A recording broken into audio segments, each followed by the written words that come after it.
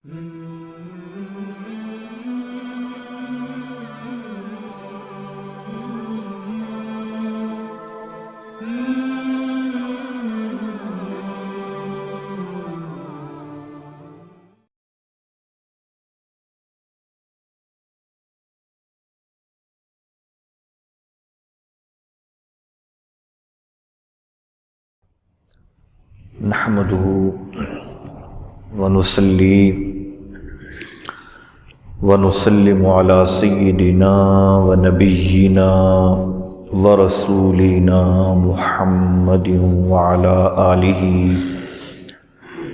وأصحابه أجمعين أما بعد فأعوذ بالله من الشيطان الرجيم بسم اللہ الرحمن الرحیم سبحان الذی اسری بعبدہ لیلا من المسجد الحرام الى المسجد الاقصى الذی بارکنا حولہ لنریہ من آیاتنا انہ هو السمیع البصیر صدق اللہ العظیم وصدق رسولہ النبی الکریم ان اللہ وملائکتہ یصلون علی النبی یا ایہا الذین آمنوا صلوا علیہ وسلموا تسلیما الصلاۃ والسلام علیک یا سیدی یا رسول اللہ وعلی آلک واصحابک یا حبیب اللہ مولاي صل وسلم دائما ابدا علی حبیبک خیر الخلق کلہم هو الحبیب الذی ترجع شفاعته لكل حول من الاحوال مقتحم مولاي صل وسلم دائما ابدا على حبيبك خير الخلق كلهم وان من جودك الدنيا وضرتها ومن علومك علم اللوح والقلم مولاي صل وسلم دائما ابدا على حبيبك خير الخلق كلهم یا رب بالمصطفى بلغ مقاصدنا واغفر لنا ما مضى یا واسع الکرم مولاي صل وسلم دائما ابدا على حبيبك خير الخلق كلهم بلغ العلا بکمالہ کشف الدجى بجمالہ حسنت جمیع خصالہ صلوا علیہ وآلہ وسلموا تسلیما کثیرا کثیرا صلی اللہ تعالی علی حبیبہ سیدنا و مولانا محمد صلی اللہ تعالی علیہ وسلم۔ اللہ رب العزت کی حمد و ثنا اور رسول پاک علیہ الصلاۃ والسلام کی بارگاہ ناز میں ہدیہ درود و سلام عرض کرنے کے بعد رب لم یزل کی بارگاہ بے نیاز میں عاجزانہ انکسارانہ التجا اور استدعا ہے کہ رب کائنات ہم سب کا مل بیٹھنا اپنی بارگاہ میں قبول فرمائے۔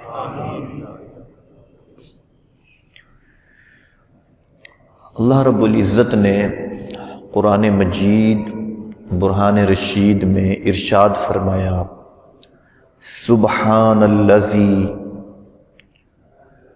پاک ہے وہ ذات ہر نقص اور کمزوری اور عیب سے، اسریٰ بعبدہ، جس نے اپنے عبد مقرب کو سیر کرائی، لیلاً، رات کے تھوڑے سے حصے میں، من المسجد الحرام الی المسجد الاقصی، مسجد حرام سے مسجد اقصی کی طرف۔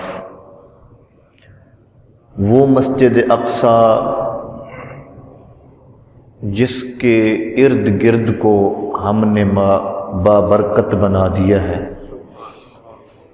لِنُرِيَهُ مِنْ آیَاتِنَا، تاکہ ہم دکھائیں اپنی نشانیاں اس اپنے عبد خاص کو۔ اِنَّهُ هُوَ السَّمِيعُ الْبَصِيرُ، بے شک وہی ذات سننے والی اور دیکھنے والی ہے۔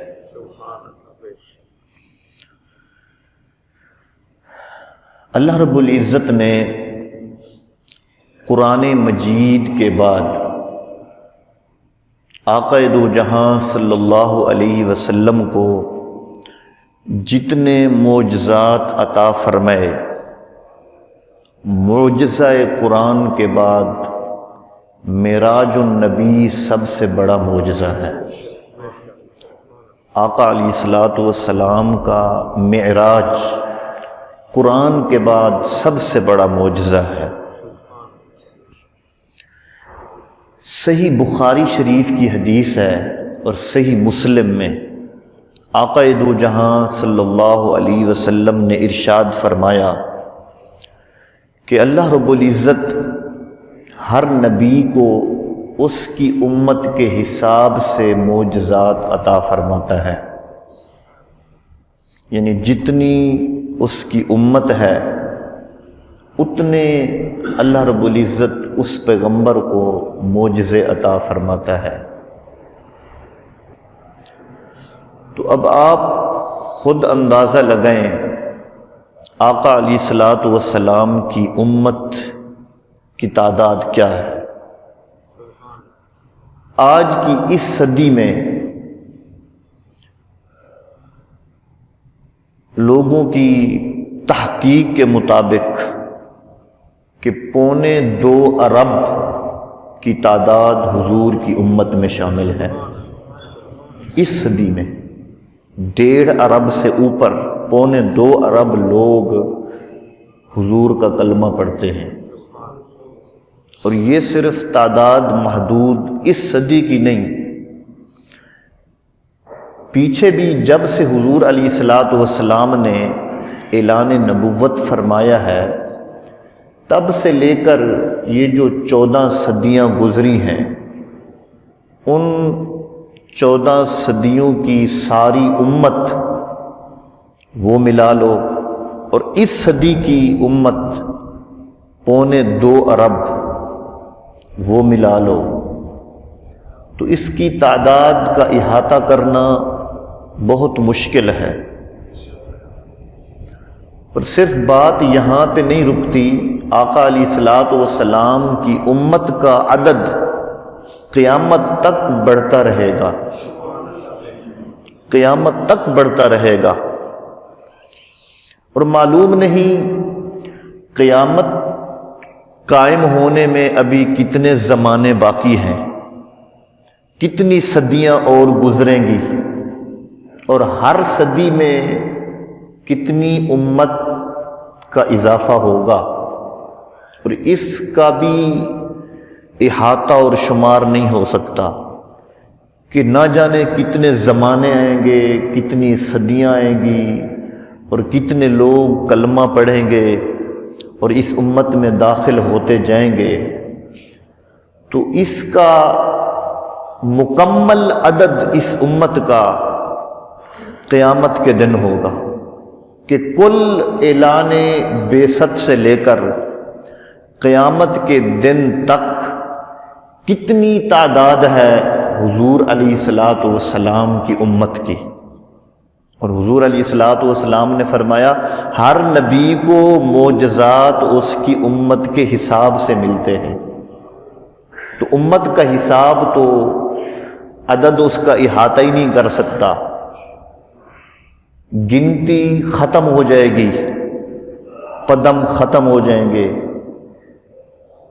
گھٹنے ٹیک دے گی گنتی، لیکن حضور علیہ الصلوۃ والسلام کی امت اس سے بھی بڑھ کر کئی درجے بہت زیادہ ہوگی۔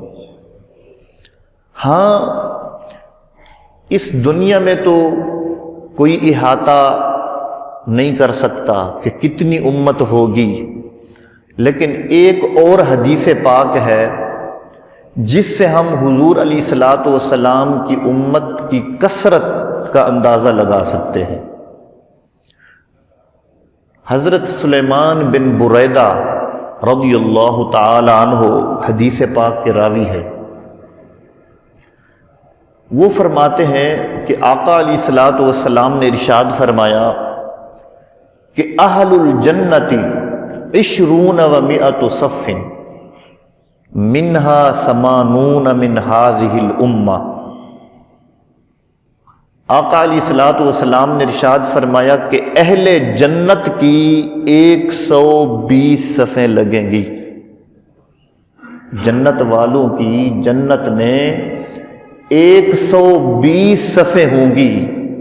فرمایا 80 من هذه الامہ، اس 120 صفوں میں سے 80 صفیں مجھ مصطفیٰ کی امت کی ہوں گی۔ 80 صفیں، اور باقی وسائر الامم، اور باقی امتیں باقی انبیاء کی ہوں گی۔ اور صفیں یہ مسجد کی صفیں نہیں ہیں، مسجد جتنی بڑی بھی اس دنیا میں ہو جائے، صف مسجد کی مراد نہیں ہے، صف جنت کی مراد ہے۔ اور جنت کی صف کتنی لمبی اور چوڑی ہے اس کا اندازہ ہم اس آیہ مبارکہ سے لگا لیتے ہیں۔ اللہ رب العزت نے جنت کی شان اور عظمت اور وسعت بیان فرماتے ہوئے ارشاد فرمایا وَجَنَّةٍ عَرْضُهَا السَّمَاوَاتُ وَالْأَرْضُ۔ جنت کی چوڑائی، صفیں چوڑائی میں نہیں لگتی، صفیں لمبائی میں لگتی ہیں۔ اللہ رب العزت نے فرمایا کہ جنت کی چوڑائی اتنی کشادہ ہے کہ زمین و آسمان اس کے اندر سما سکتے ہیں، زمین و آسمان اس کی چوڑائی میں سما سکتے ہیں۔ جس جنت کی چوڑائی اتنا کشادہ ہے اس کی لمبائی کتنا کشادہ ہوگی۔ تو جنت میں 120 صفیں لگی ہوں گی جنتی لوگوں کی، اور فرمایا 80 من هذه الامہ، 80 صفیں اس امت کی ہوں گی، اس امت کی ہوں گی۔ بات یہاں پہ بند نہیں ہوتی، حقیقت بات یہ ہے، قرآن و حدیث سے جو بات ثابت ہوتی ہے کہ وہ جو باقی بچ جائیں گی، کتنی صفیں؟ 60 صفیں، 40 صفیں بچ جائیں گی۔ 80 صفیں تو وہ ہوں گی جنہوں نے براہ راست حضور علیہ الصلوۃ والسلام کا کلمہ پڑھا، اور باقی 40 صفیں وہ ہوں گی جن کو یہ موقع ہی نہیں ملا، حضور علیہ الصلوۃ والسلام کے عہد نبوت کو پانے کا موقع ہی نہیں ملا، وہ پہلے ہو گزرے۔ لیکن در حقیقت بات یہ ہے، قرآن و حدیث سے پتہ چلتا ہے کہ وہ جو 40 صفیں بچ جائیں گی قیامت کے دن، وہ بھی حضور کی امت میں شامل ہوں گی، وہ بھی حضور علیہ الصلوۃ والسلام کی امت میں شامل ہوں گی، اور سب حضور کی شفاعت سے جنت میں جائیں گے، سب حضور کی شفاعت سے، بخشش سے جنت میں جائیں گے۔ تو پتہ چلا کہ کفار و مشرکین اور منکرین اور منافقین کو چھوڑ کر جنہوں نے حضرت آدم علیہ الصلوۃ والسلام سے لے کر حضور علیہ الصلوۃ والسلام تک جنہوں نے جس پیغمبر کا کلمہ پڑھا، وہ اپنے اپنے نبی کے بھی امتی ہوں گے، اور قیامت کے دن وہ اپنے نبیوں سمیت سب حضور کے بھی امتی ہوں گے، وہ سب حضور کے بھی امتی ہوں گے۔ تو جب تعداد اتنا بڑھ جائے گی تو نبی کو معجزہ ملتا ہے امت کے حساب سے کہ امت جتنا زیادہ ہوگی پیغمبر کا معجزات اتنا زیادہ ہوں گے. تو پتہ چلا جب حضور علیہ الصلوۃ والسلام کی امت کا عدد متعین نہیں ہے، بے حساب ہے، تو حضور کو عطا کیے جانے والے معجزات بھی بے حساب ہیں. معجزات بھی بے حساب ہیں. آپ حضور علیہ الصلوۃ والسلام کے معجزات کی حد بندی نہیں کر سکتے کہ اتنا دیا تھا، اتنا نہیں دیا تھا، اتنا کچھ عطا کیا تھا، اتنا کچھ عطا نہیں کیا تھا. یہ تو آپ عدد کی لکیر اور یہ ورق ہی پھاڑ دیں کہ کتنا معجزات اللہ رب العزت نے عطا کیے ہیں، وہ بغیر حد و حساب کے عطا کیے ہیں. اور جب ان بے حساب معجزات میں اور بغیر احاطہ کیے جانے والے ان فضائل اور کمالات میں جب نگاہ پڑتی ہے تو سب معجزات میں سب سے عظیم معجزہ قرآن کے بعد معجزہ معراج النبی نظر آتا ہے. حضور کا معجزہ معراج سب سے بڑا معجزہ ہے قرآن کے بعد، اور سب معجزات میں سب سے بڑا معجزہ قرآن ہے. قرآن سب سے بڑا معجزہ ہے، اور رہتی دنیا تک اس معجزے کو کوئی مسمار نہیں کر سکتا. اس کی حفاظت کا ذمہ اللہ رب العزت نے خود اٹھایا ہے. اور جب قرآن سب سے بڑا معجزہ ہے، اس کو کوئی قیامت کے دن تک مٹا نہیں سکتا، تو اسی قرآن نے حضور کے معجزہ معراج کو بیان کیا ہے. جب قرآن نہیں مٹ سکتا تو قیامت تک معجزہ معراج بھی نہیں مٹ سکتا، وہ بھی ختم ہونے والا نہیں ہے جب قرآن ختم ہونے والا نہیں ہے. تو بے حد و حساب اللہ رب العزت نے اپنے محبوب کو معجزات عطا کیے، ایک معجزہ اس سے بڑھ کر، اس سے بڑھ کر، دوسرا اس سے بڑھ کر. اور بعض لوگ کہتے ہیں کہ یہ معجزہ معراج سمجھ میں نہیں آتا کہ رات کے تھوڑے سے حصے میں مسجد حرام سے مسجد اقصیٰ تک، پھر پہلے آسمان پر، پھر اس طرح یکے بعد دیگرے 7 آسمانوں کو طے کرنا، پھر عرش معلیٰ پہ جانا، سدرۃ المنتہا پہ، پھر رف پہ، قاب قوسین، پھر واپس آنا، یہ سمجھ میں نہیں آتی بات. معجزہ کسے کہتے ہیں؟ معجزہ عاجز یعجز عجز، معجزہ کہتے ہیں عاجز کر دینے والی چیز کو، کہ جو عقل کو عاجز کر دے. معجزے کا معنی یہ ہے جو عقل کو عاجز کر دے، عقل کے گھٹنے ٹکوا دے، عقل کہہ دے میری بس.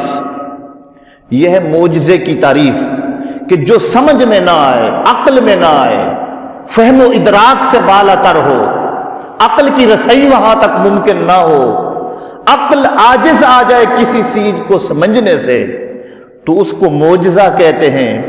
تو بھائی تمہارا یہ انکار کرنا کہ معجزہ نبی سمجھ میں نہیں آتا، یہی اس کے حق ہونے کی علامت ہے، یہی اس کے حق ہونے کی علامت ہے. اگر وہ سمجھ میں آ جائے تو پھر وہ معجزہ نہیں رہتا، اگر وہ سمجھ میں آ جائے تو پھر وہ معجزہ نہیں رہتا.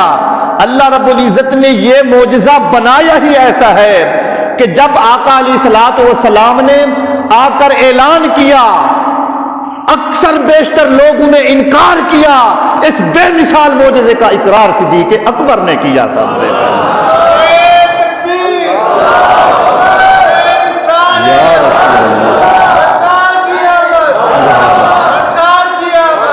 سب سے پہلی یہ بات صدیق اکبر کے ذہن میں بیٹھی کہ اگر میں اس کو عقل کے پیمانے پہ ناپوں اور عقل کے ترازو پہ تولوں کہ سمجھ آنا چاہیے، تو پھر تو میرے محبوب کا معجزہ معجزہ ہی نہیں رہے گا.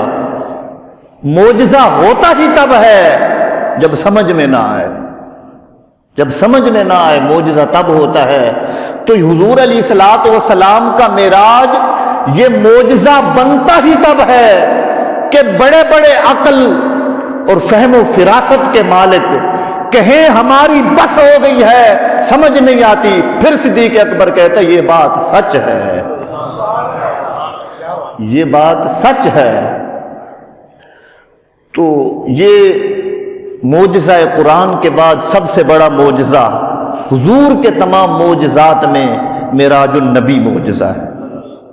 اور اس کی اہمیت کا اندازہ آپ اس بات سے لگا سکتے ہیں کہ اللہ رب العزت نے اس کو قرآن مجید کا موضوع بنایا ہے۔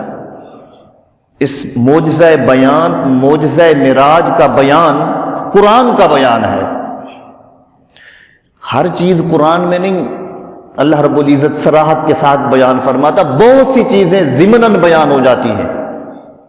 اگر کسی چیز کی حلت کو قرآن نے بیان کیا ہے تو دوسری چیز کی حرمت خود بخود ثابت ہو جاتی ہے۔ کسی چیز کو حرام قرار دیا ہے تو دوسری چیز کی حلت خود بخود ثابت ہو جاتی ہے، اس کا صراحت کے ساتھ ذکر نہیں ہوتا۔ اور کسی چیز کو صراحت کے ساتھ بیان کرنا یہ اس کی عظمت پر دلالت کرتی ہے۔ کسی چیز کی صراحت کے ساتھ اس کا بیان کرنا یہ اس کی عظمت پر، فضیلت پر، کمال پر بیان کرتا ہے۔ اللہ رب العزت نے معجزہ معراج کو صراحت کے ساتھ بیان کیا تاکہ پتہ چلے کہ قرآن مجید میں جتنی چیزیں صراحت کے ساتھ بیان ہوتی ہیں، جتنا عظمت ان کی بلند ہوتی ہے، معجزہ معراج کی بھی اتنی بلند ہوتی ہے۔ نماز مومن کی معراج ہے، نماز مومن کی معراج ہے۔ فرمایا اقیم الصلاۃ، نماز قائم کرو۔ کئی مقامات پر فرمایا اقیم الصلاۃ، چونکہ درجے کے لحاظ سے بہت اونچی چیز تھی، صراحت کے ساتھ بیان کیا۔ معجزہ معراج حضور کا معراج تھا، فرمایا سبحان الذی اسری بعبدہ۔ لیکن ہمارے ہاں ایک بہت بڑی دکھ کی بات ہے کہ قرآن پڑھنے پڑھانے کا رواج نہیں رہا، قرآن سمجھنے سمجھانے کا وہ رواج، وہ طریقہ ہی نہیں رہا کہ قرآن کتنے لوگ سمجھتے ہیں، کتنے سمجھاتے ہیں، کتنے پڑھتے ہیں، کتنے پڑھاتے ہیں۔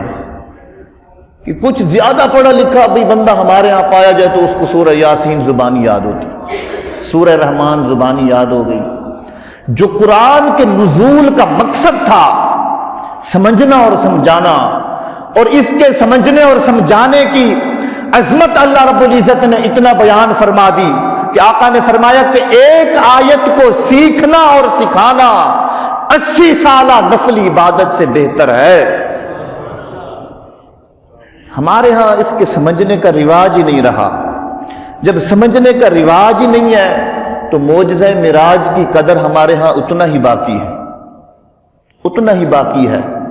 اور حضور علیہ الصلوۃ والسلام کا معجزہ معراج اور ہماری اس سے ناواقفیت یہ نقطہ کمال کو پہنچی ہوئی ہے۔ ہمارے دامن شکوک و شبہات سے اٹے ہوئے ہیں، بحث مباحثہ سے اٹے ہوئے ہیں کہ یہ معراج ہوئی ہے یا نہیں ہوئی، کہاں سے ہوئی ہے، کہاں تک ہوئی ہے، کیسے ہوئی ہے، کیفیات کو جانتے ہیں، اس کی کمیات کو جاننا شروع کر دیتے ہیں۔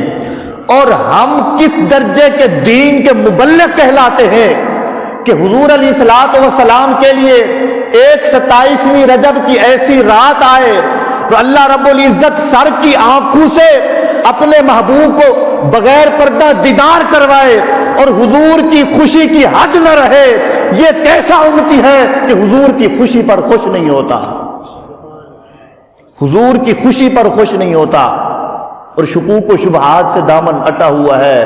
میرے دوستو، آپ بڑی سے بڑی ڈگریاں حاصل کر لیں، کوئی ڈگری آپ کو جہنم کے عذاب سے بچا نہیں سکتی۔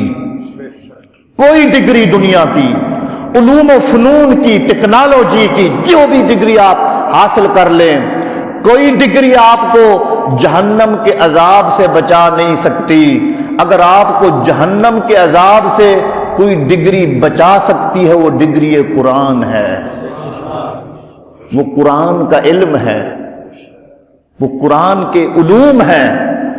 اور ایمان کی دولت ہے جو انسان کو جہنم کے عذاب سے بچا سکتی ہے، اور وہ دعوت، وہ تبلیغ جس کی آواز عشق اور محبت رسول کے خمیر سے نہ اٹھے، وہ دعوت بیکار ہے۔ یہ شب معراج کی رات آ رہے، کتنے لوگ ہوں گے کہ حضور علیہ الصلوۃ والسلام کے اس خوشی پر کتنے خوش ہوتے ہیں۔ حضور کو خوشی ہوئی، امتی حقیقتاً ہے وہی امتی جو اپنے نبی کی خوشی پر خوش ہو، جو حضور علیہ الصلوۃ والسلام کی خوشی پر خوش ہو، وہ امتی ہے۔ وہ کیسا امتی ہے کہ حضور کی خوشی کی رات آئے اور اس کے چہرے پر قبضی کے آثار نمایاں ہو جائیں۔ یہ بہت بڑے حضور علیہ الصلوۃ والسلام کے اللہ کے ساتھ قربت کی رات ہے۔ قاب قوسین او ادنا پر بٹھا کر اللہ رب العزت نے فرمایا فَأَوْحَى إِلَىٰ عَبْدِهِ مَا أَوْحَىٰ، اللہ رب العزت نے فرمایا کہ میں نے اپنے بندے کی طرف وحی کی سو جو وحی کی۔ اللہ رب العزت نے واقعہ معراج کو لفظ سبحان سے شروع کیا، فرمایا پاک ہے وہ ذات۔ اس کی بہت سی حکمتیں ہیں کہ اللہ رب العزت نے سب سے پہلے اپنی پاکی بیان فرمائی۔ اس کی ایک حکمت ہے نفی تعجب، اور اس کی ایک حکمت ہے نفی اعجاب۔ نفی تعجب کفار و مشرکین اور منکرین کے لیے تھی، اور ان لوگوں کے لیے تھی جو حضور علیہ الصلوۃ والسلام کی عظمت سے واقف نہیں تھے، آپ کی فضیلت سے، آپ کے مقام سے اور رفعت ذکر سے جو لوگ نا واقف تھے۔ اور جب حضور علیہ الصلوۃ والسلام نے اعلان فرمایا کہ میں رات کے تھوڑے سے حصے میں رب سے ملاقات کر کے آیا ہوں اور جنت اور دوزخ کی سیر کر کے آیا ہوں، تو اس پر بہت سے لوگ مرتد بھی ہو گئے، مسلمانوں میں سے لوگ مرتد بھی ہو گئے، اور کفار و مشرکین تو پہلے سے انہوں نے ہنگامہ برپا کر رکھا تھا اور تعجب کر رہے تھے کہ یہ کیسے ہو سکتا ہے، مسجد حرام سے مسجد اقصیٰ تک اتنا سفر ہے، پھر پہلے آسمان پر یہ بشری پیکر جا کیسے سکتا ہے، پھر ساتوں آسمانوں کو طے کیسے کر سکتا ہے، پھر اس سے اوپر اللہ رب العزت سے ملاقات کیسے کر سکتا ہے۔ یہ چیمیں گویاں شروع ہو گئی، لوگ تعجب کرنے لگے، اور حضور علیہ الصلوۃ والسلام کی عظمت پر، کمال پر، رفعت پر انگشت نمائی کرنا شروع ہو گئے، اور انکار کرنا اور اس کی تکذیب کرنے کے درپے ہو گئے، تو تعجب کرنے لگے اور ایک دوسرے کی طرف حیرت کی نگاہوں سے دیکھنے لگے۔ ہر شخص کا چہرہ سراپا تعجب بنا ہوا تھا کہ یہ کیسے ہو سکتا ہے، یہ کیسے ممکن ہے۔ تو اللہ رب العزت نے فرمایا کہ اے انکار کرنے والوں، تعجب کرنے والوں، اے منکرین کے گروہ، اے مشرکین کے گروہ، تم یہ دیکھو کہ میرے محبوب نے کہا ہی کب ہے کہ میں گیا ہوں، سبحان اللہ زی، یہ خود نہیں گئے، ان کا رب ان کو لے کر گیا ہے۔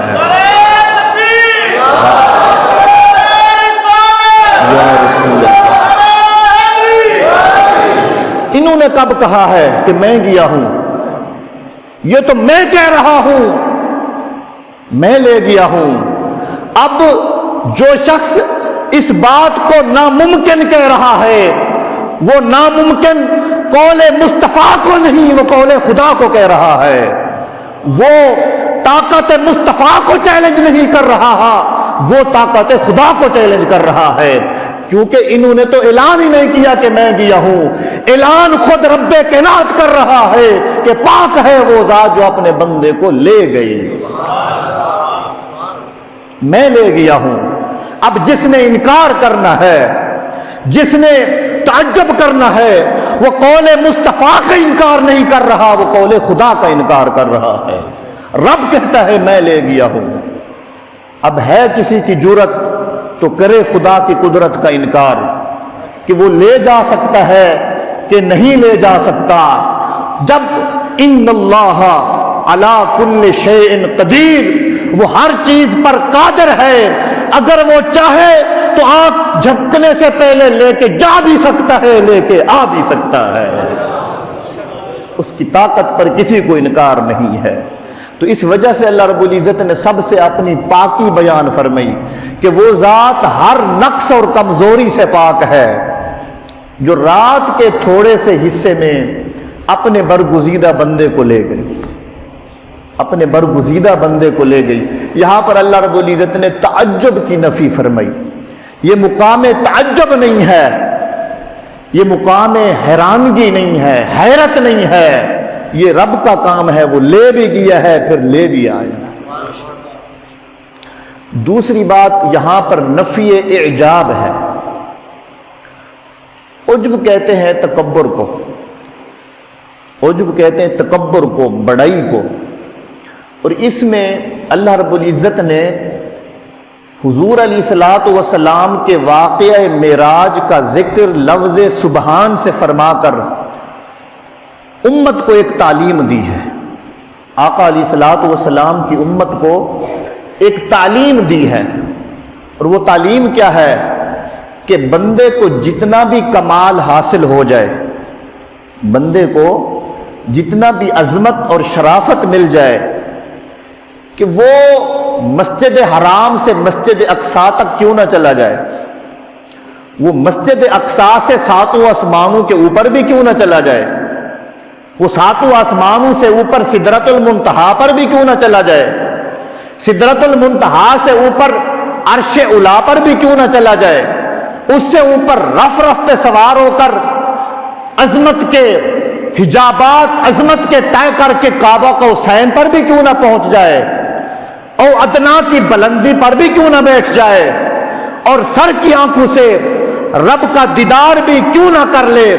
بندے کی عظمت اسی میں ہے کہ سب کچھ مٹا کر کہے کہ میں تو اس قابل نہیں تھا، میرا رب مجھے لے گیا ہے،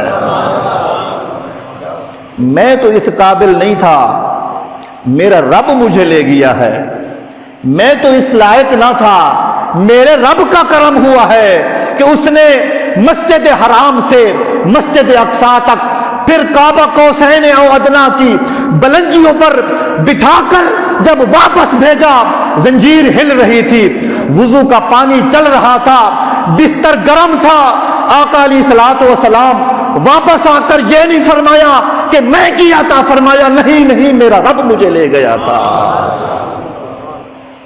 میرا رب مجھے لے گیا تھا۔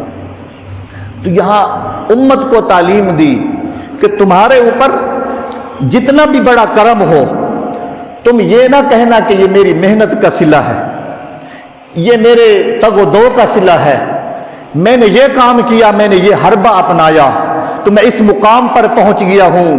اللہ کے بندو، تمہاری حرکت اور تمہارے تگ و دو اور تمہارے سارے ہیلے بہانے نیچے رہ جاتے ہیں اگر رب کا کرم تمہارے اوپر نہ ہو۔ رب کا کرم شامل حال ہوتا ہے تو پھر ہیلے بہانے بھی کام آ جاتے ہیں، پھر ہیلے بہانے بھی کام آ جاتے ہیں۔ تو اللہ رب العزت نے لفظ سبحان سے دو باتوں کی طرف اشارہ فرمایا۔ کفار و منکری تعجب نہ کرو، یہ خود نہیں گئے، میں لے گیا۔ اور امت کو تعلیم دی کہ اے امت، جب میرا محبوب مسجد حرام سے مسجد اقصی کی طرف سے ہوتا ہوا میرا دیدار سر کی آنکھوں سے کر کے جب زمین پر آیا ہے، جب وہ یہ فرماتا کہ میرا رب مجھے لے گیا ہے، تو تم چھوٹی چھوٹی باتوں پہ میں کیوں کرتے ہو؟ میں نے ایک بات پہلے بھی سنائی تھی، آج بھی دوبارہ سنا تو میں سریکی زبان میں کہتے ہیں ای میں کشالا مار پوے پیار کنو نکھڑیں گی۔ یہ میں بڑی بری چیز ہے۔ جلال پور پیر والا ایک علاقہ ہے ملتان کے نزدیک، وہاں خواجہ فتح محمد مشہور بزرگ گزرے ہیں، انہوں نے اپنی زبان سے کبھی میں نہیں کہا تھا، کبھی میں نہیں بولا، اپنے آپ کو فقیر بولتے تھے، فقیر یہ کہتا ہے، فقیر یہ کہتا ہے، کبھی میں نہیں بولا۔ تو ایک شخص کہتے یہ کون سی مشکل بات ہے، میں ان سے میں بلوا دیتا ہوں ان کو، انہوں نے کہا جی بڑے بڑے لوگوں نے جتن کیے ہیں، کوئی بندہ ان سے میں نہیں بلوا سکا۔ اس نے کہا یہ کوئی بات ہے، میں ان سے میں بلوا دیتا ہوں۔ پہنچا، مسجد میں بیٹھے تھے خواجہ فتح محمد رحمت اللہ تعالی علیہ۔ وہ شخص کھڑا ہو کے کہتا ہے جناب آپ یہ بتائیں کہ شیطان کس بات سے مارا گیا تھا؟ شیطان کس بات سے مارا گیا تھا؟ انہوں نے فرمایا جناب آپ بیٹھ جائیں، عصر کی نماز کے بعد فقیر مسئلہ بیان کرے گا۔ آپ بیٹھ جائیں، عصر کے بعد فقیر مسئلہ بیان کرے گا۔ جب عصر کی نماز ہو گئی، آپ نے فرمایا وہ جوان کون ہے کھڑا ہو جائے، فقیر مسئلہ بیان کرنے لگا ہے۔ اس نے صف میں کھڑے ہو کر کہتے جناب میں ہوں۔ آپ نے فرمایا اسی بات سے شیطان مارا گیا تھا، اسی بات سے شیطان مارا گیا تھا جو جملہ تو نے بولا ہے۔ تو میں بڑی بری بلا ہے، آج میں لگی ہوئی ہے، میں یہ کر دوں گا، میں فلاں کر دوں گا، میں یہ کر دوں گا۔ اللہ کے بندوں میں کا لفظ اللہ رب العزت کو پسند نہیں ہے۔ اس واقع معراج کے ذریعے اللہ رب العزت نے اس کی نفی کر دی ہے۔ آقا علیہ الصلوۃ والسلام یہ نہیں فرما رہے کہ میں گیا، فرمایا مجھے میرا رب لے گیا۔ ایجاب کی، تعجب کی نفی کی، عجب کی نفی کی۔ اور اگلا لفظ ہے بعبدہ، اس میں بھی بڑی سبق آموز بات ہے۔ اللہ رب العزت نے یہ نہیں فرمایا سبحان الذی اسری برسولہ کہ اپنے رسول کو سیر کرے، اسری بنبیہ اپنے نبی کو سیر کرے، نام بھی نہیں لیا، اسری بمحمد باحمد نام نہیں لیا، بلکہ فرمایا اسری بعبدہ۔ جب معراج کا ذکر شروع ہوا تب بھی آپ کو عبد کے ساتھ اللہ رب العزت نے فرمایا، ذکر فرمایا عبد کے ساتھ۔ اور جب معراج اپنے نقطہ کمال کو پہنچی وہاں بھی فرمایا فَأَوْحَى إِلَىٰ عَبْدِهِ، وہاں بھی عبدہ اپنے بندے کی طرف وحی کی۔ اور جب معراج شروع ہوا فرمایا اپنے بندے کو سیر کرائی۔ بات شروع بھی عبد سے ہوئی اور یہ کمال بھی عبد پر جا کے ہوئی۔ اور عبدیت بہت بڑی چیز ہے، عبدیت بندگی کا نام ہے، عبدیت بندگی کا نام ہے۔ تو بات شروع بھی عبد سے کی، ختم بھی عبد ہی پہ کی، اور اشارہ اور سبق اس بات کی طرف تھا کہ اے بندو جب میرے محبوب سفر معراج پر روانہ ہوئے تب بھی وہ عبد تھے، میرے بندے تھے۔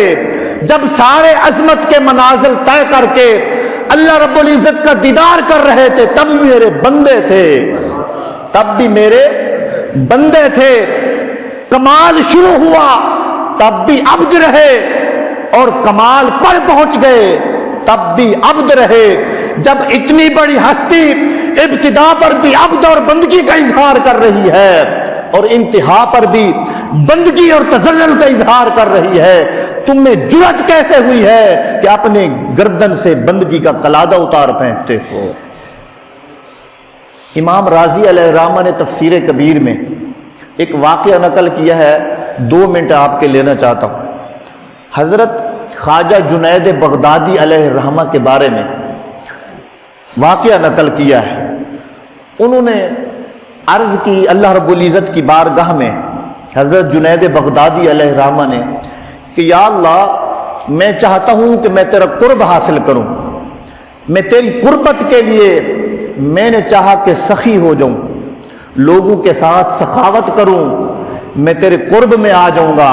جب میں سخی بنا تو میں نے تجھے سب سے بڑا سخاوت کرنے والا پایا، سب سے بڑا سخی تجھے دیکھا۔ پھر میں نے سوچا کہ عفو در گزر کرنے والا بنوں اور اللہ رب العزت کا مقرب بندہ بنوں۔ تو جب میں نے عفو در گزر اپنانا شروع کیا تو میں نے تجھے سب سے بڑا غفار اور ستار پایا۔ تو میں نے چاہا کہ علم سیکھوں اور علم کے ذریعے اللہ رب العزت کی قربت حاصل کروں، تو میں نے جب علم کے میدان میں قدم رکھا تو تجھے میں نے علام الغیوب پایا کہ سب سے بڑا عالم تو ہے۔ اس طرح وہ صفات گنواتے گئے۔ آخر میں عرض کرتے ہیں باری تعالیٰ مجھے کوئی ایسی چیز بتا کہ میں اسے اپناؤں اور تیرا قرب حاصل کر سکوں۔ اللہ رب العزت نے فرمایا تقرب الیہ بما لیس لی، کہ اے جنید میرا قرب حاصل کرنا چاہتے ہو تو وہ چیز لے کر آؤ جو میرے پاس نہیں ہے، جو میرے پاس نہیں ہے۔ تو انہوں نے عرض کی باری تعالیٰ تیرے پاس کیا کچھ نہیں ہے کہ میں وہ لے کر آؤں اور تیرا قرب حاصل کروں؟ تو اللہ رب العزت نے فرمایا الذلۃ والافتقار والعبدیۃ، کہ اے بندے میرے پاس عاجزی نہیں ہے، میرے پاس ذلت نہیں ہے، میرے پاس بندگی نہیں ہے۔ بندگی جھکنے کا نام ہے، میں جھکنے سے پاک ہوں۔ بندگی عاجزی کا نام ہے، میں عاجزی سے پاک ہوں۔ بندگی مانگنے کا نام ہے، میں تو عطا کرنے والا ہوں۔ بندگی سر جھکانے کا نام ہے، میں جھکنے سے پاک ہوں۔ اے جنید اگر میرا قرب حاصل کرنا چاہتا ہے تو بندگی کا قمیص پہن کر آ، تو عاجزی کر کے آ، تو ذلت کا قمیص پہن کر آ، تو بندہ بن کر آ، بندگی کا قمیص پہن کر آ، تو بندہ بن کر آئے گا تیرا رب تجھے اپنے گلے لگا لے گا، تیرا رب تجھے اپنے، یا رسول اللہ، تو عاجزی لے کر آ، تو بندگی لے کر آ، تو مانگنے والا بن کر آ، تو عاجز بن کر آ، بس تو ایک بلشت آگے بڑھے گا، تو ایک قدم چلے گا تیرا رب دو قدم آگے، اس کی رحمت بڑھے گی، تو چل کر آئے گا تیرے رب کی رحمت دوڑ کر آئے گی۔ بس عاجزی اور بندگی اپنانا تیرا کام ہوگا، تجھے گلے لگانا تیرے رب کا کام ہوگا۔ تو اس وجہ سے واقع معراج کا ذکر شروع بھی عبدیت سے ہوا، ختم بھی عبدیت پر ہوا۔ جب شروع سفر ہوا تو فرمایا سبحان الذی اسریٰ بعبدہ، جب وہاں پہنچے تو فرمایا فاوحیٰ الی عبدہ ما اوحیٰ۔ تو اس میں بہت سی حکمتیں ہیں۔ جب سے یہ واقعہ معراج آقا نے بیان فرمایا تب سے لے کر صحابہ نے بیان کیا، تابعین نے بیان کیا، ائمہ نے بیان کیا، محدثین نے بیان کیا، آج تک بیان ہوتا چلا آ رہا ہے۔ یہ زبانیں خشک ہو جائیں گی، کلمیں ٹوٹ جائیں گی، سیاہی ختم ہو جائے گی، واقعہ معراج کا ایک باب بھی مکمل نہیں ہو سکتا۔ وآخر دعوانا ان الحمد للہ رب العالمین۔